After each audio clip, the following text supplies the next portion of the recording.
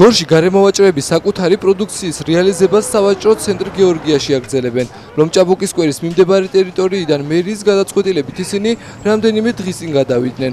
ადგილობრივი ხელისუფლება განხორციელებული ცვლილებების მიზეზად გარემოვაჭრეებისა და მყიდველებისთვის შედარებით უკეთესი გარემო შექმნას ასახელებს. ადგილმდებარეობის შეცვლით გარემოვაჭრეთა ერთი ნაწილი უკმაყოფილოა. არ არის ხარ არამოდროულად სამყიდო საბახიდან სუბაჭრებით განაცხადა. აბა დადის რო არ დადის ხალხი არაფერზე არ ვარ კმაყოფილი. რატო და არ იყიდება არაფერი? გარეთ რო ვიდექი იქ უფრო კარგად ყიდით, მაგრამ ვაშლის კლიენტები არ არიან თუ სხვა კლიენტები კი არიან. ვაშლი არ იყიდება. ძალიან კმაყოფილი ვარ, სისუფთავია, რამია, ხალხი ჩემოდის. მე გასაყიდი არაფერი მრჩება, რასაც ვიღებ ყიდი. ლომჭაბუკის სკვერის მიმდებარე ტერიტორიაზე ინფრასტრუქტურული სამუშაოები უკვე დაწყებულია.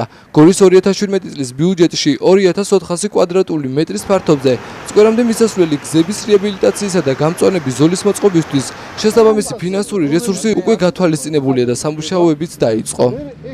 მოგეხსენებათ აქ იყო რა თქმა უნდა სტიქიური ბაზარი, ესე რომ სადაც ძალიან რთული იყო რა თქმა უნდა გაკონტროლება იმ პროდუქტებისა, რომელსაც ჩვენ მივიწყებთ და მართლაც ალბათ მოსახლეობაც უნდა დაგვიდგეს მხარში, გამენაერად რომ ეს ლამაზად მოწყობილი სკვერი რომ მომავალში შევინარჩუნოთ გზები და ეს გამწვანების ზოლი.